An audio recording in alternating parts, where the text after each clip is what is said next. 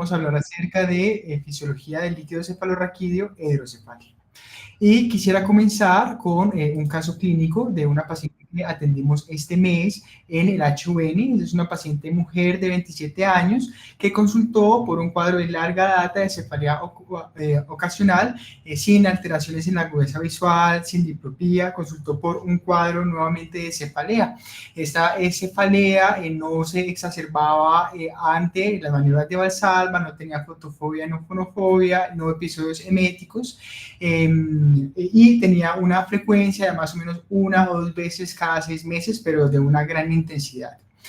Como antecedentes de importancia, llamaba la atención un antecedente de un desempeño escolar menor que la media percibido por la paciente. Al examen físico, pues no tenía hallazgos anormales y se le realizó un fondo de ojo en donde la papila estaba definida, no tenía papiledema. Esta era la resonancia que hicimos institucional. Entonces, esto es un T2 axial de esta paciente.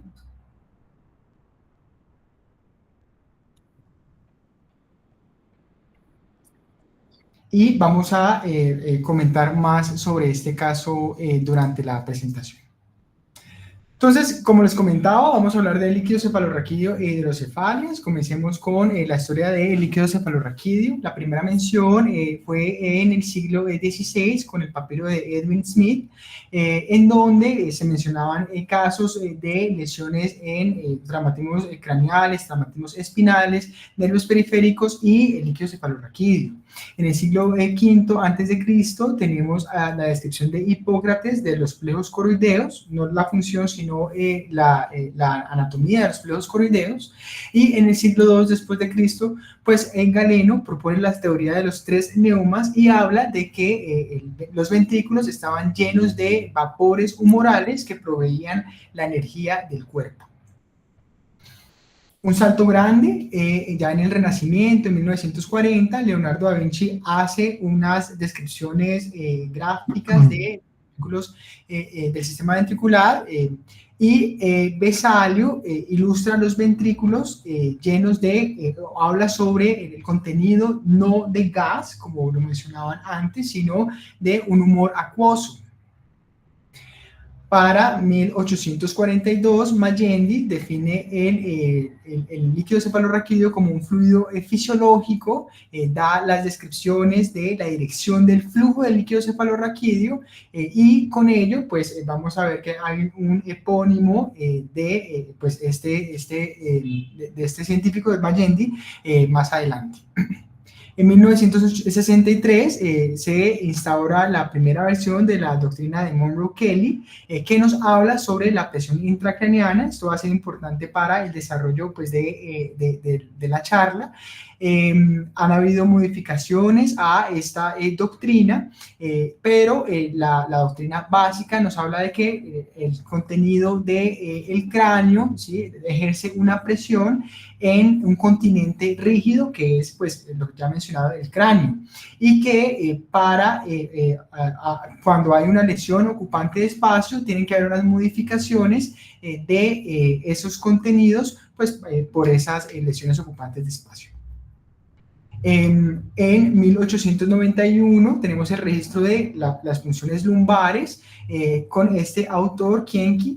Él también describe la composición del líquido cefalorraquídeo. Y por último tenemos a alguien muy importante en la fisiología, a Cushing, el cual pues, reconoce el líquido cefalorraquídeo como un tercer sistema circulatorio junto con el sistema vascular y el sistema linfático. Entonces, el líquido cefalorraquídeo es un fluido similar al plasma, proviene del plasma, se produce en los plejos coroideos, en el epéndimo y ahorita más recientemente hemos descubierto en el espacio intersticial. Ocupa el sistema ventricular y el espacio subaracnoideo, tanto cerebral como espinal, y pues el proceso de producción se da en 2 pasos que ya lo vamos a ampliar. El primer paso es una filtración pasiva del plasma desde los capilares sanguíneos hasta, por ejemplo, los plejos coroideos, una de las partes donde se produce, y después pues, vamos a tener que hay un ultrafiltrado del plasma que va a ser transportado a través de proteínas. Entonces, es una imagen histológica de los plejos coroideos, como lo habíamos comentado, el plejo coroideo está en estrecha relación con los vasos sanguíneos, y para la producción de líquido cefalorraquídeo, entonces pues tenemos una entrada entre el espacio intersticial del capilar y la célula del plejo coroideo. Recordemos que este epitelio tiene unas uniones estrechas que hacen una barrera. Entonces, la barrera entre pues, la sangre y el líquido cefalorraquídeo. Y este ultrafiltrado, entonces, se transporta inicialmente por proteínas, ¿sí? Y hay unas enzimas importantes en las células epiteliales del plejo coroideo. La enzima más importante es la anhidrasa carbónica. En general, pues hablamos de la isoforma 2. Hay anhidrasa carbónica en muchas partes del cuerpo, en las células del enterocito, en las células gástricas, para la producción de líquido intraocular, en los riñones, etc. Esta isoforma es la anhidrasa carbónica 2. La anhidrasa carbónica es importante para la conversión de agua y CO2 en bicarbonato de hidrogenión. Entonces, esta conversión va a ser importante porque es una enzima que farmacológicamente pues, podemos modificar, inhibir para la no producción de líquido cefalorraquídeo, ¿sí? Entonces, pues tenemos que una vez entra el bicarbonato, el agua, pero otras también moléculas como iones a la célula, se da un transporte entre lo que hay intracelular hacia la parte ya del líquido cefalorraquídeo a través de unas bombas, y el movimiento del agua se hace a través de la presión osmótica. Como es de inferir, el contenido del plasma y el contenido del líquido cefalorraquídeo pues tienen similitud porque uno proviene del otro. Es importante para el estudio del líquido cefalorraquídeo, por ejemplo, en patología infecciosa, estudiar el contenido del líquido cefalorraquídeo. Entonces, tenemos pues estos valores, no voy a hacer mucho énfasis en ello. Importante, por ejemplo, el valor de las proteínas y la glucosa, por lo ya mencionado. Entonces, la producción de líquido cefalorraquídeo, más o menos en un adulto, 500 mililitros al día, y en un momento determinado hay alrededor de 150 mililitros en el sistema. Todo el sistema, no solamente el cerebro, sino también lo que ya les había dicho del espacio espinal, subaracnoideo. Entonces, pues decimos, hay una producción de más o menos 450, 500 mililitros al día, y en un momento dado 150 mililitros en todo el sistema, pues vemos que hay un recambio al menos cada 7.5 horas. Esta producción o este contenido cambia dependiendo, evidentemente, pues la edad, lo podemos ver en la diapositiva. Si decimos que un adulto tiene 140 mililitros, estarán distribuidos de la siguiente forma: 30 mililitros en los ventrículos, en el espacio ventricular, 80 en el espacio subaracnoideo y 30 en el espacio subaracnoideo espinal. Hablemos un poco sobre la morfología y la anatomía de los ventrículos y del sistema como tal, todo el sistema ventricular. Entonces, el sistema ventricular, vamos a iniciar por los ventrículos laterales. Los ventrículos laterales tienen esta forma, es una forma de C, y se componen, dame un segundo, pongo el puntero por acá, se componen de un cuerpo, el atrio y unas astas, las astas anteriores, occipitales y temporales. El cuerpo pues está en relación, está inferior a el cuerpo calloso. El piso está formado por la parte dorsal del tálamo y la parte medial es el fornix. La parte lateral es el cuerpo, el cuerpo caudado, el núcleo caudado, perdón. El atrio es la confluencia del cuerpo, del asta occipital y el asta temporal. El paso entre los ventrículos laterales y el tercer ventrículo se da a través del foramen de Monro. Esta es una imagen que se tomó de un procedimiento también del HUN, una tercer ventriculostomía endoscópica de un caso del doctor Rincón y el doctor Hernández. Entonces, aquí lo podemos ver, es el foramen de Monro, ya lo comentaba, el paso entre los ventrículos laterales y el tercer ventrículo. El foramen de Monro, entonces, está rodeado, o la parte anterior es el pilar del fornix, y está en estrecha relación, ya lo podemos ver acá, con el plejo coroideo, lo que les hablaba, uno de los puntos de producción del líquido cefalorraquídeo, y de otras estructuras venosas y arteriales, de las cuales pues no voy a ampliar porque tenemos en nuestra serie de charlas la anatomía de la cirugía endoscópica. Esta animación comienza posterior a el paso a través del foramen de Monro hacia el tercer ventrículo. Entonces, este es el tercer ventrículo, es una estructura medial, la cual está en la parte más superior, está la tela coroidea, que es una reflexión de la pía. Hacia la parte anterior tenemos la comisura anterior. En el piso encontramos estructuras importantes como el quiasma óptico, como el hipotálamo, los cuerpos mamilares. Y para el paso entre el tercer ventrículo y el cuarto ventrículo, pues tenemos el acueducto cerebral. El cuarto ventrículo, que lo vemos acá de último, es una estructura romboidea que está entre la parte más dorsal, por ejemplo, del puente, como lo podemos ver acá, y pues del vermis.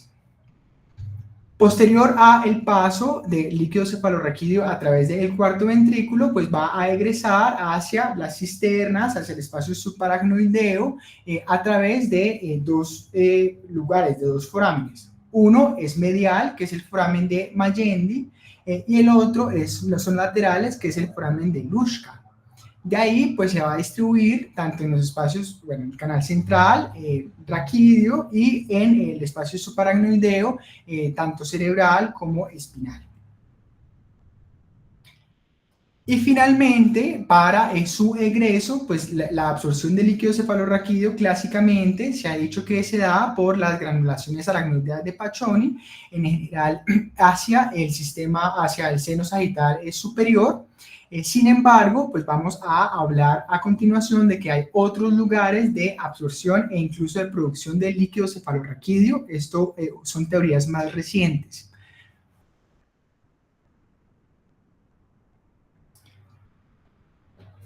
Como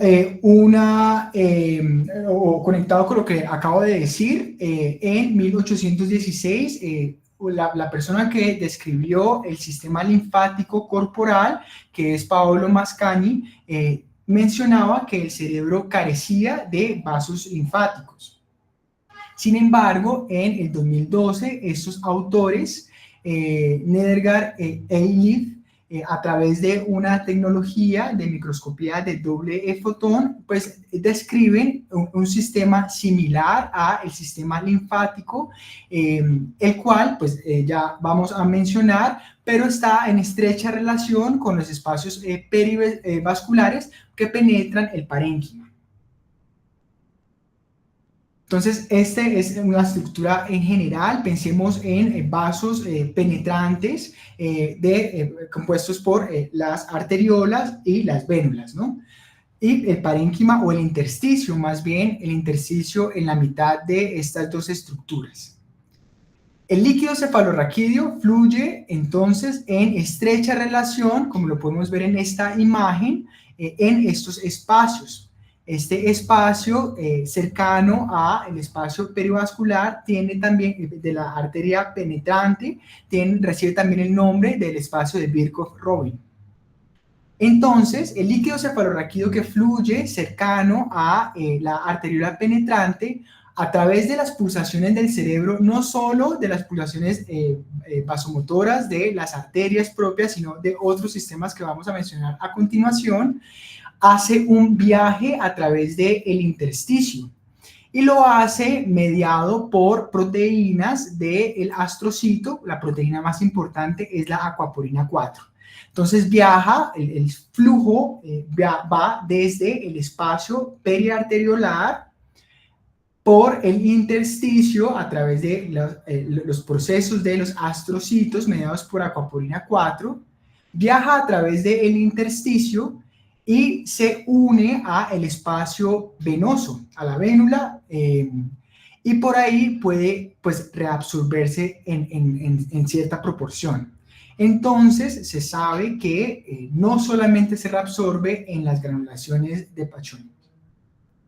Esto es importante porque en su paso por el intersticio hay entonces algunas moléculas que van a ser barridas o transportadas. Moléculas como por ejemplo desechos celulares, metabolitos, neurotransmisores, hormonas, etc.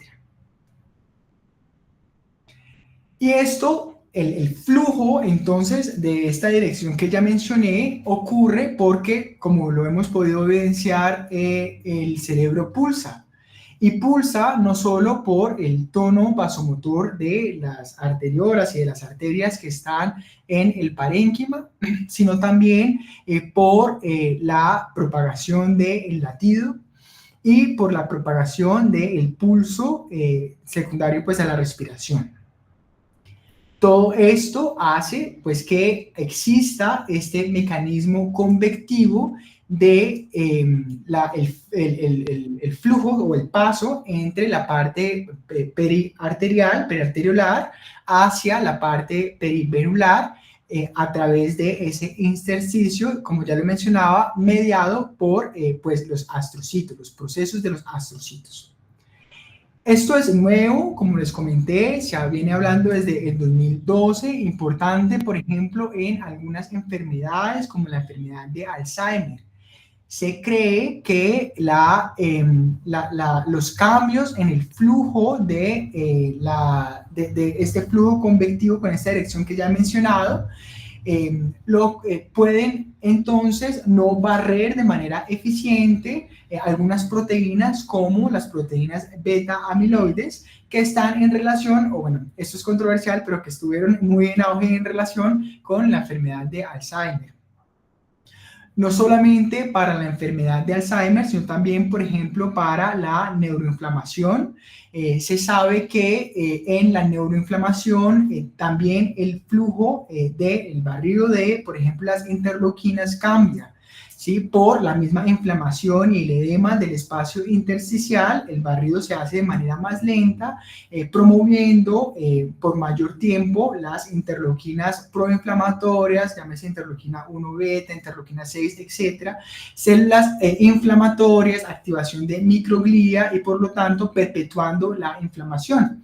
Es decir, que el intersticio, que antes pues, no jugaba un papel importante para la parte, pues todo esto de la homeostasis cerebral, ahora pues está jugando un papel muy importante por este sistema linfático.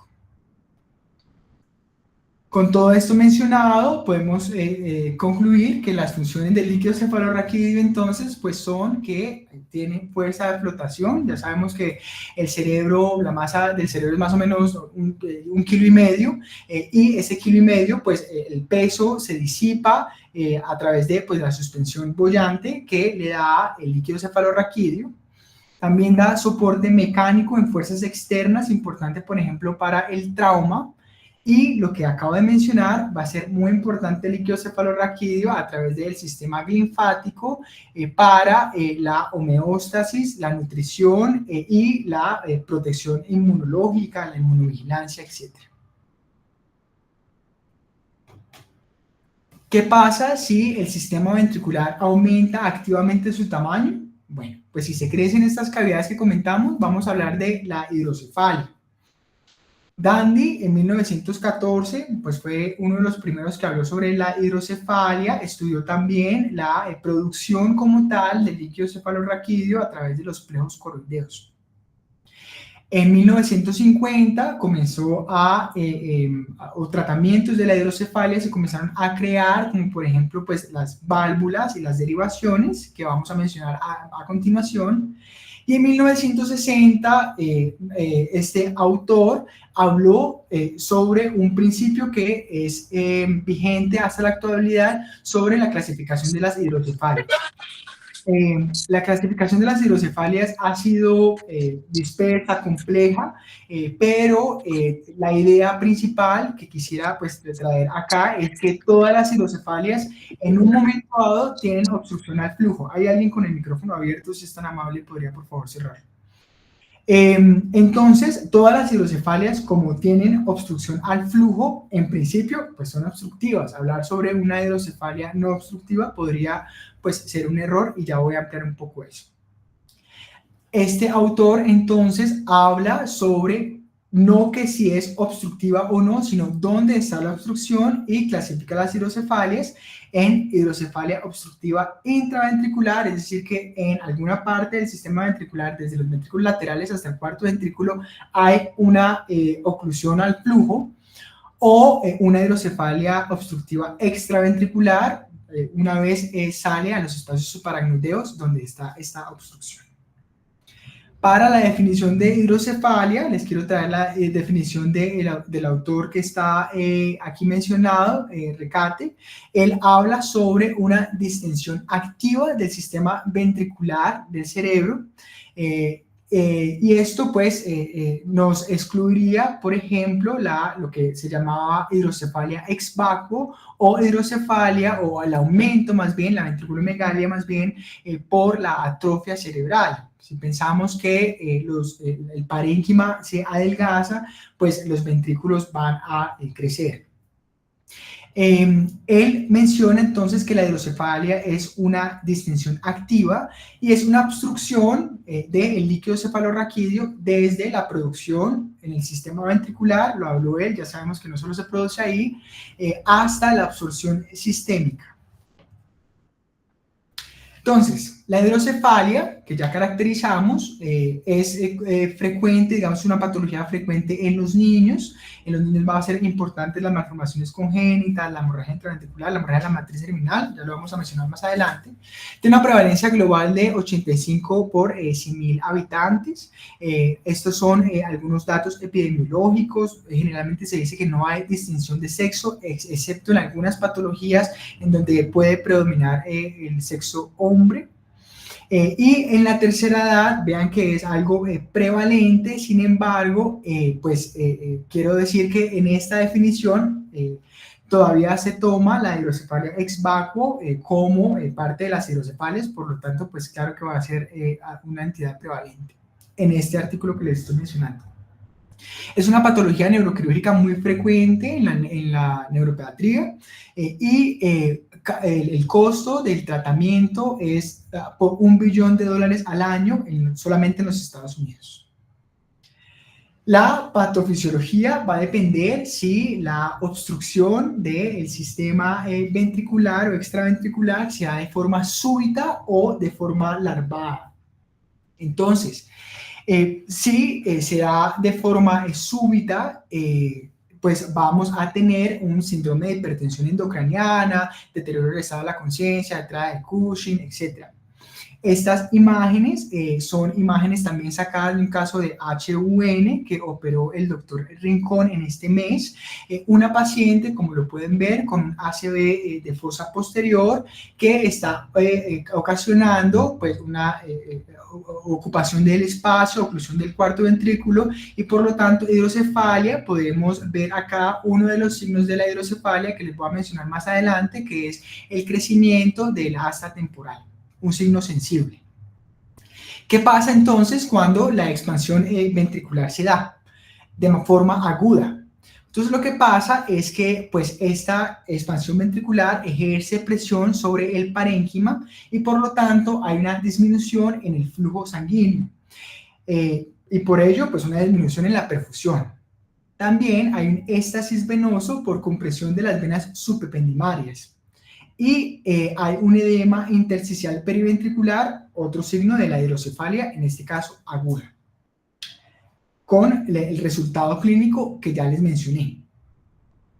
Si esta hidrocefalia ocurre no de forma súbita, no de forma aguda, sino de una forma más larvada, más crónica, permitiendo que los mecanismos de compensación y de homeostasis de la presión de esta forma crónica se den, pues el cuadro va a ser diferente y ya lo voy a mencionar.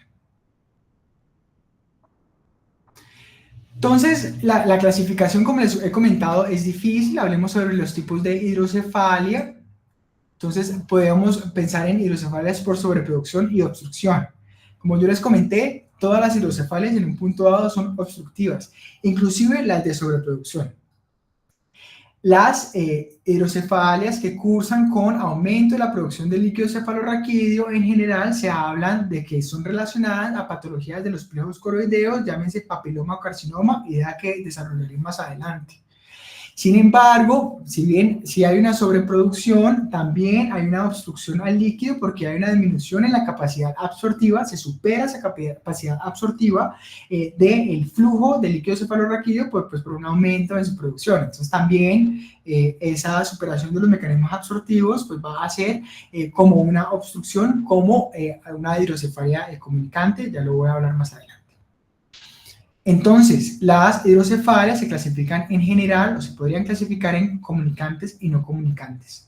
Son patologías no comunicantes, aquellas en donde hay una obstrucción al flujo en el sistema ventricular.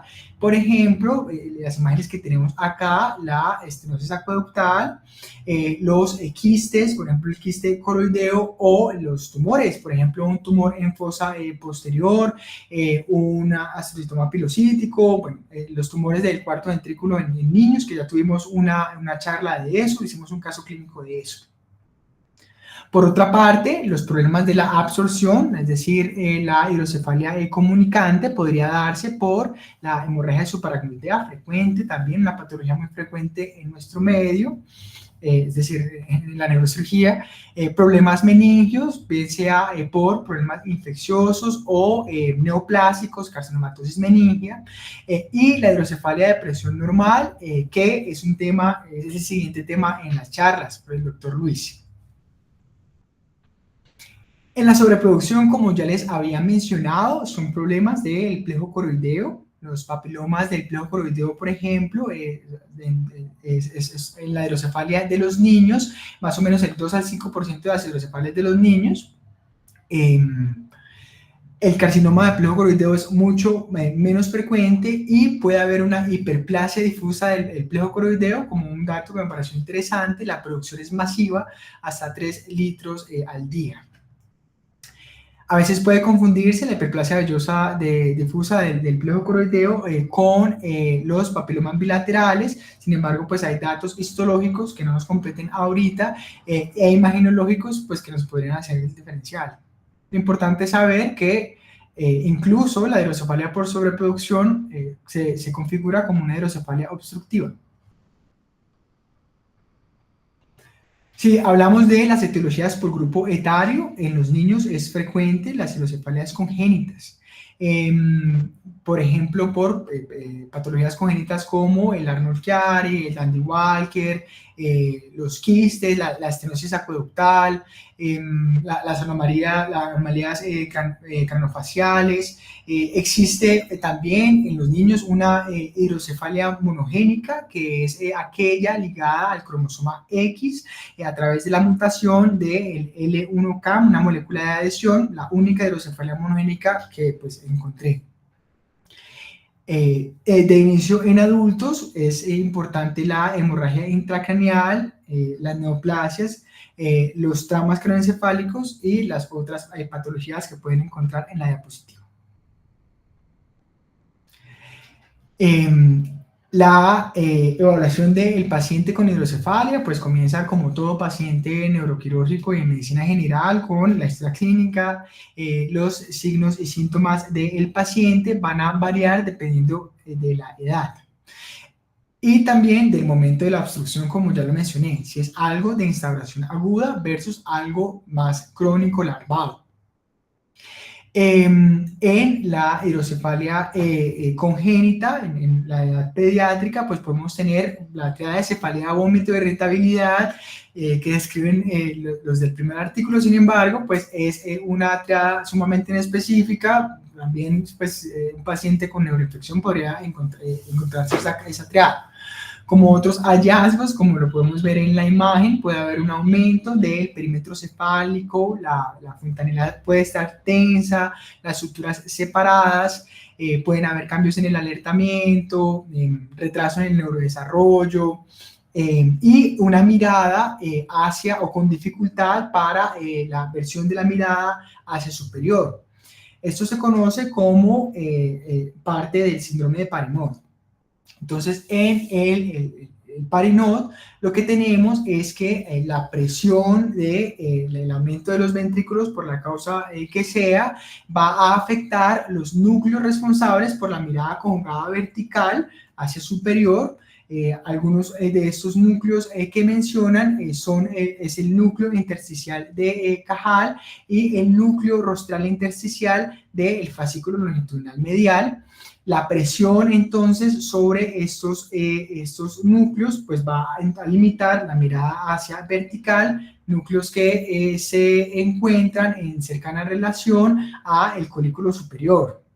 Por la distribución anatómica de las presiones, pues se va a ver afectado estos núcleos. Entonces podemos encontrar como un signo esto que también se le conoce como el signo del sol naciente, por la relación entre la pupila y pues la parte del párpado inferior. En los adultos, en la hidrocefalia adquirida, pues no aguda, podemos encontrar cefalea, náuseas, diplopía por el sexto par, cambios visuales, incontinencia urinaria, lo que estamos viendo acá, inestabilidad para la marcha, cambios en la memoria. En la próxima presentación les hablarán sobre la triada de Hakim. En todo paciente con sospecha de hidrocefalia es importante el fondo de ojo. Y lo que yo les comentaba de la diplopía, incluso se puede ver clínicamente el sexto par, pues es un par que se afecta de manera frecuente en la hidrocefalia, y esto se da pues por el recorrido anatómico del sexto par. Un lugar anatómico de compresión podría ser el canal que atraviesa, que es el canal de Dorel.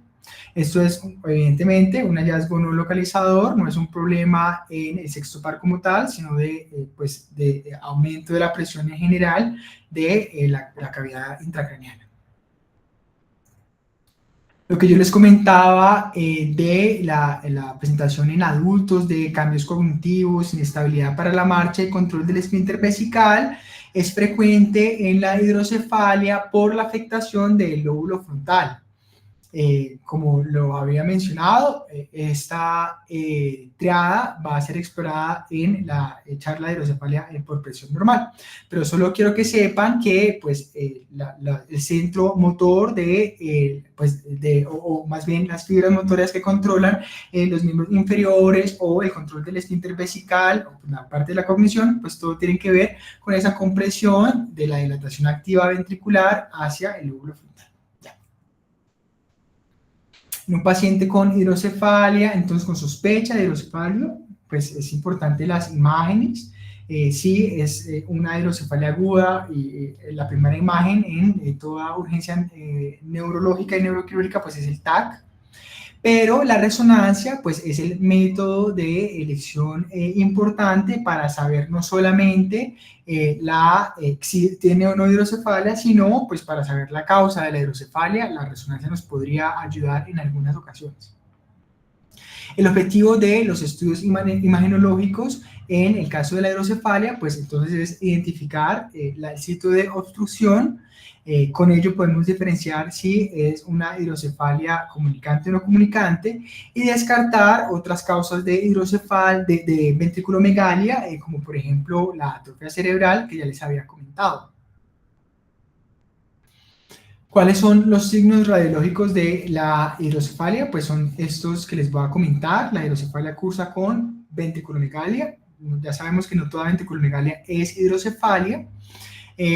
Parte de objetivizar la ventriculomegalia se hace con el índice de Evans, que es lo que estamos viendo acá, en donde se miden el asta frontal de los ventrículos laterales en un corte axial y el diámetro biparietal o la porción más extensa de la cortical interna. ¿Sí? Como lo estamos viendo ahí en amarillo. La relación, entonces, es lo que vamos a llamar el índice de Evans con un valor normal de 0.3. Otro signo radiológico es la dilatación de los cuernos o astas temporales. Esto, como un dato que vamos a mencionar más adelante, es un signo sensible de la hidrocefalia. Podemos ver también la dilatación en los recesos del tercer ventrículo. El tercer ventrículo en general pues, puede medir entre 2 y 10 milímetros, dependiendo pues, de la edad.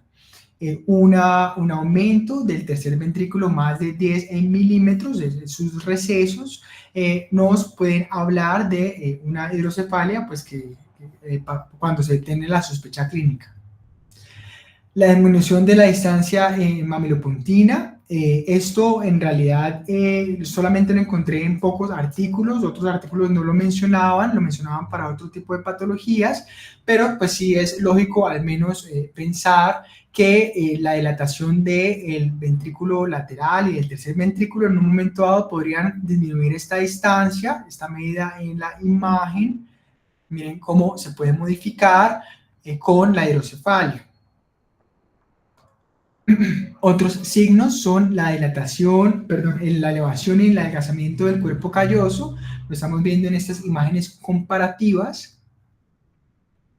Y en la hidrocefalia aguda, ¿sí? Como ya les había mencionado, es importante ver si en la imagen hay migración transependimaria, que se ve en, por ejemplo, la resonancia, en las secuencias FLAIR y T2, como una zona hiperintensa alrededor de los ventrículos, o en el TAC como una zona hipodensa en la misma localización. Entonces, en relación al cuadro clínico que habíamos mencionado al inicio, como ya tenemos estos elementos, pues vamos a analizar qué elementos de los ya mencionados pues tenía la paciente. Ella tiene un índice de Evans elevado, punto de corte 0.3, ella lo tiene en 0.43, un aumento del tercer ventrículo, punto de corte entre 2 y 10 milímetros para el rango de normalidad, en ella pues 15 milímetros. La dilatación del asta temporal, el punto de corte es 5 milímetros. tiene elevación y adelgazamiento del cuerpo calloso, como lo podemos ver en esta imagen, y como dato de importancia, pues no tiene migración transependimaria. Eso es un FLAIR.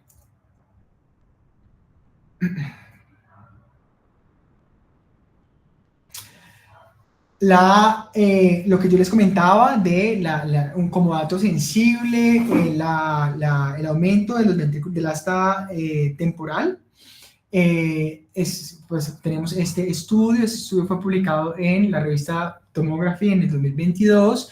Se estudió los cambios en las imágenes de 3 patologías que fueron el trauma craneoencefálico, la hemorragia subaracnoidea y el tumor.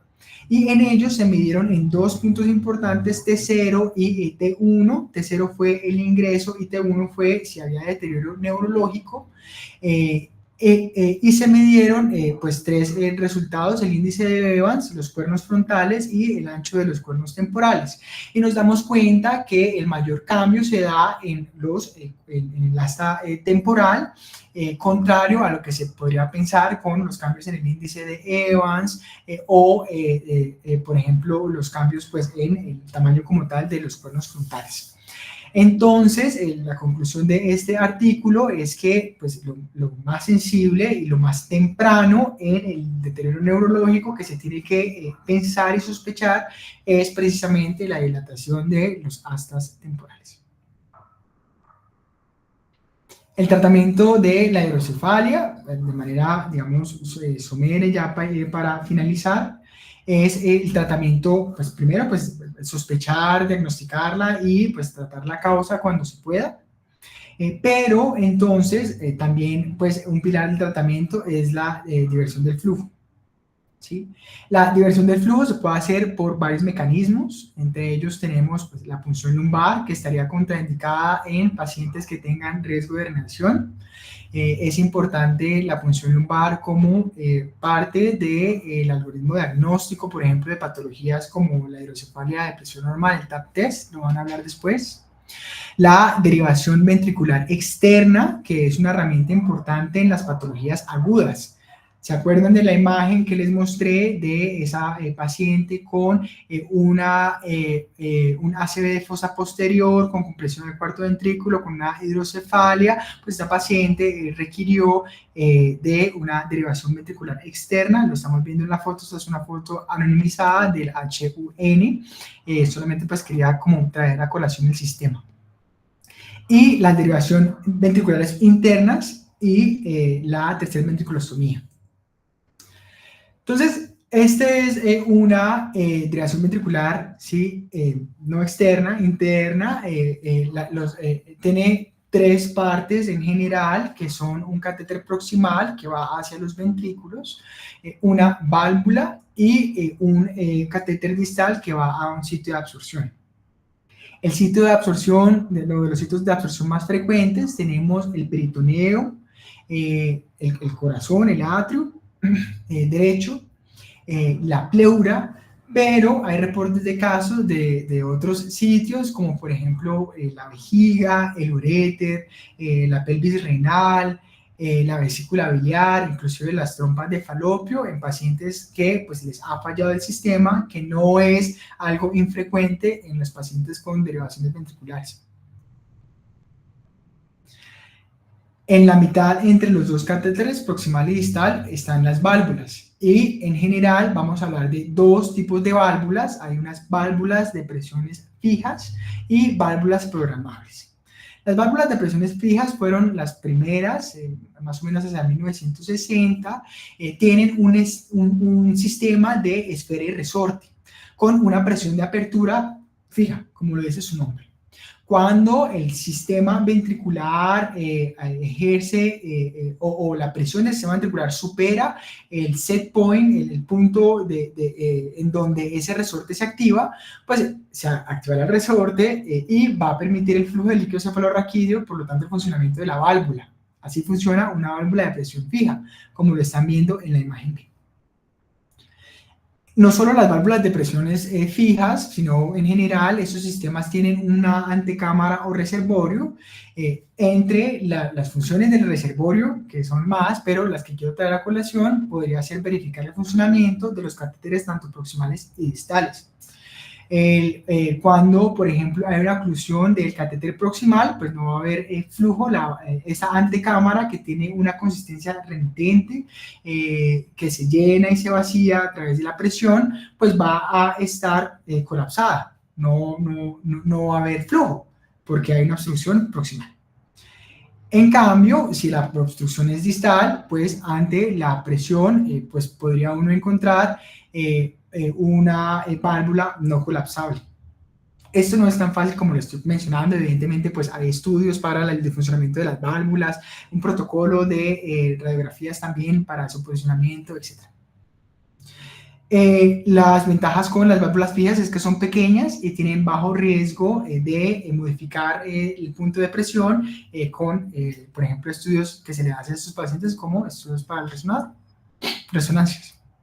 Las válvulas programables son más recientes, por ejemplo, pues, son válvulas también de uso común, en donde se ajusta, dependiendo de la patología, el set point, el punto de inicio de drenaje. Tienen la forma de ajustar se hace a través del torque magnético. O las válvulas tienen unos esquemas para uno saber a través de la radiografía dónde está el punto en dicho momento, y pues estas válvulas se pueden desajustar con el resonador. Aparte del sistema que ya he mencionado, también puede haber un sistema que resiste el sifón. Es que, pues, piensen que la fuerza, pues, el posicionamiento, la fuerza de gravedad, la posición de la cabeza con respecto a los pies, etcétera, pues puede modificar en un momento dado el funcionamiento de la válvula, pues que sería efecto indeseable con el sobredrenaje, y que esto tiene consecuencias del sobredrenaje. Entonces, para eso existen mecanismos, tanto de membrana como de mecanismos gravitacionales para oclusión de las válvulas, dependiendo de la posición, pues, del paciente, como para mencionar la forma de la válvula, pues, o los componentes.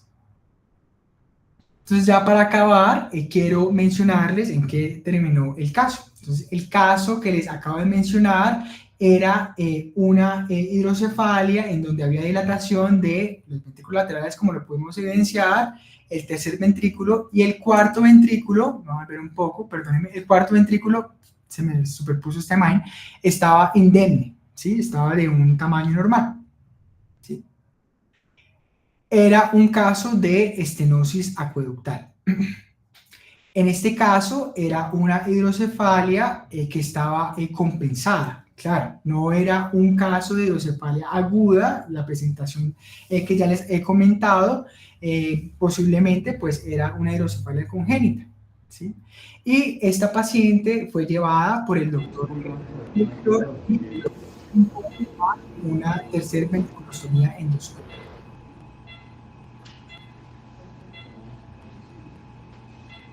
Aquí estamos viendo cómo perforan el piso del tercer ventrículo para crear un camino adicional a esa obstrucción del flujo por la estenosis acueductal. Cada patología que yo les mencioné, pues merece una charla aparte. Solo que quería traer este caso, pues como para que viéramos la aplicabilidad en un caso reciente que manejamos en el HIV. Y eso era todo lo que les quería comentar. Esta fue pues la foto final del procedimiento. El paso entonces a través del piso del tercer ventrículo hacia la parte cisternal. Ya. Eso era todo. Bueno, muy bien. Felicitaciones a Juan David por esta excelente charla.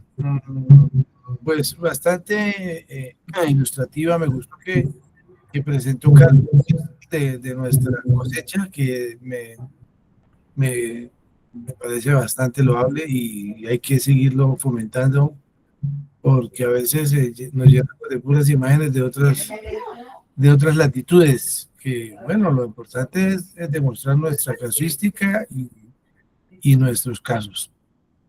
Uno aprende más con los propios, obviamente, muchísimo más.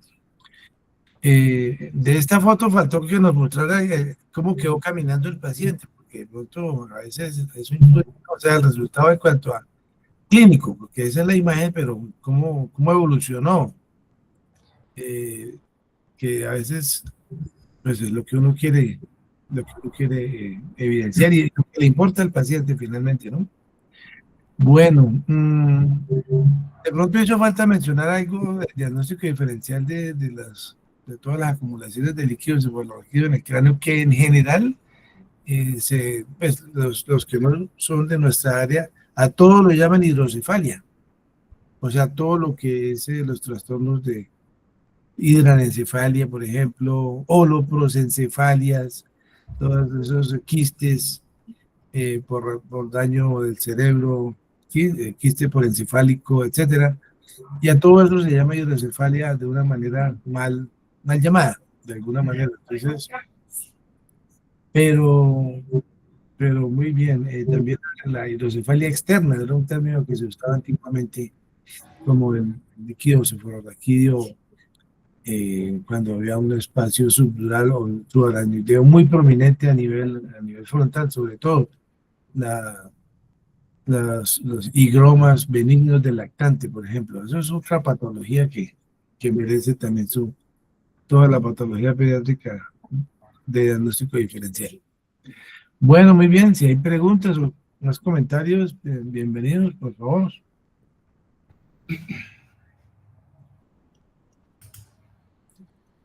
Bueno, si no hay, entonces para la próxima semana, el lunes continuamos con la exposición de temas. Muchas gracias. Cristian quiere estar, Cristian Ricón. Cristian, cuéntenos.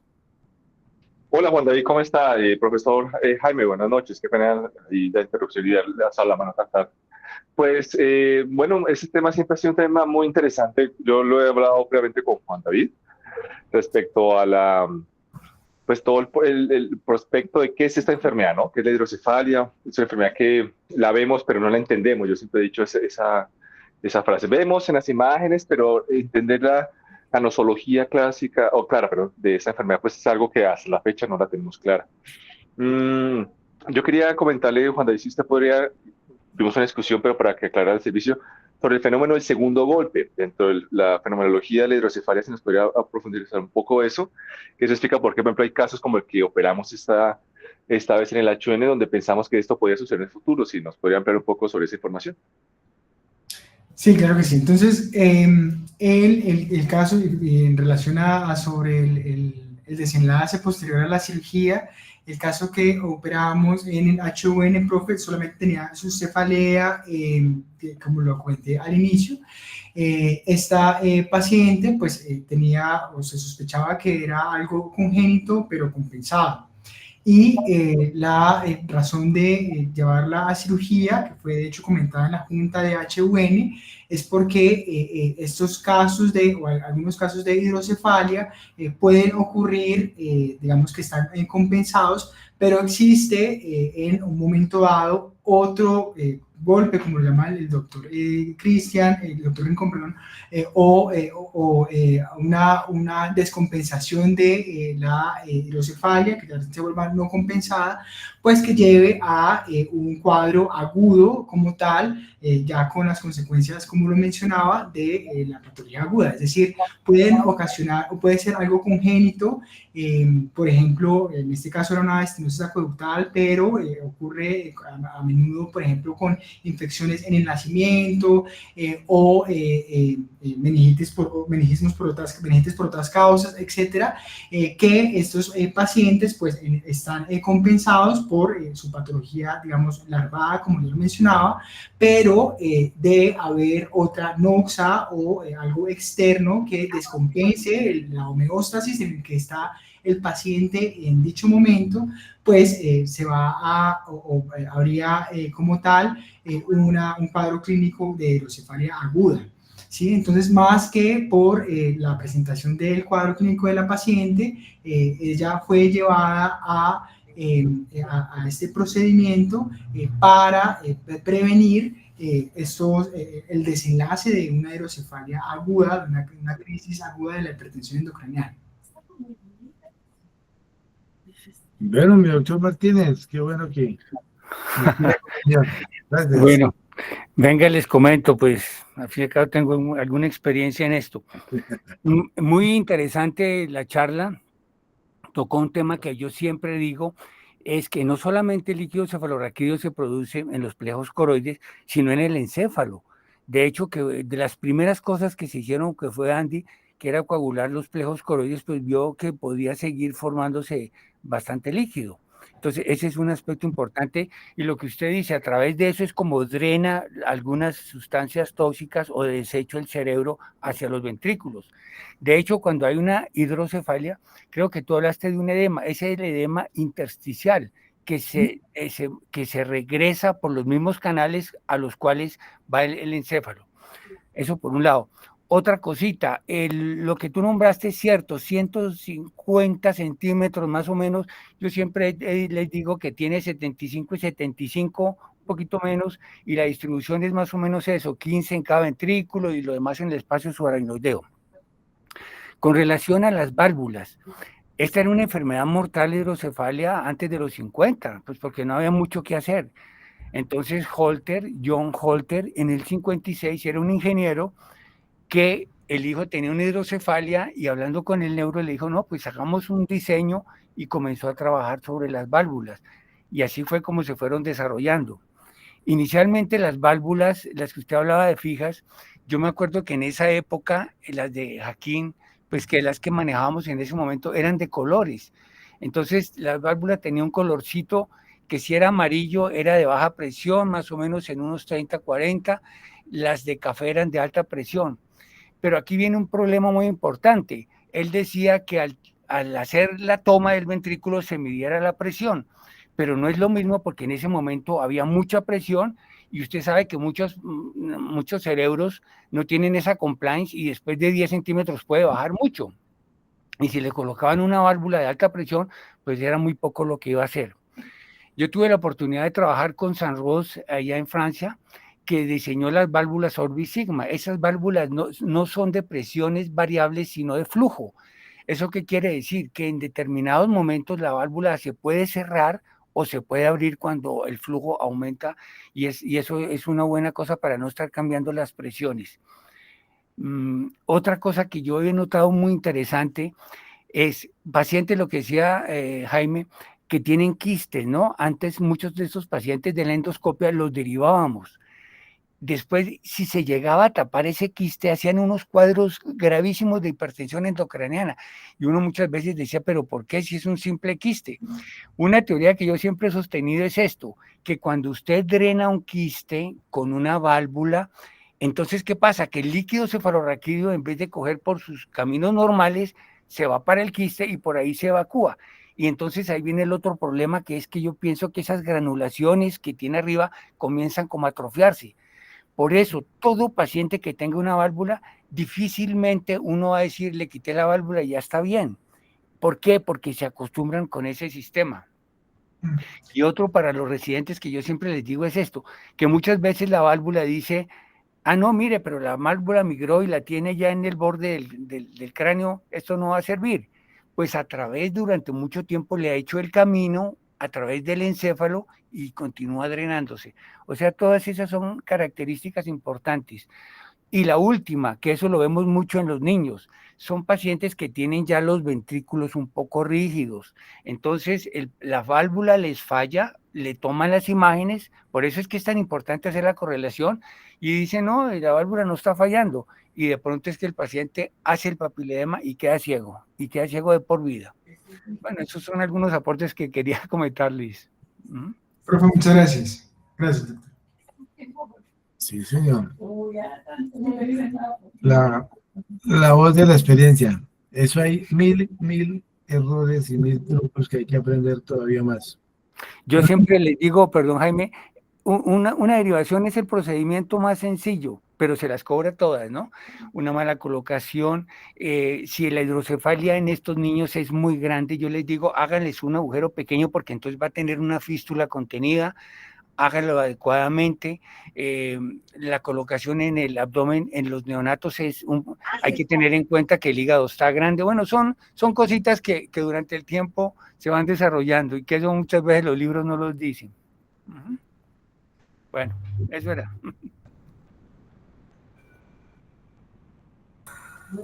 Bueno, muy bien, muy chévere. Bueno, la semana entrante continuamos sobre los temas. Gracias. Que descansen. Gracias a todos. Que estén bien. Buenas noches. Bueno, muchas gracias.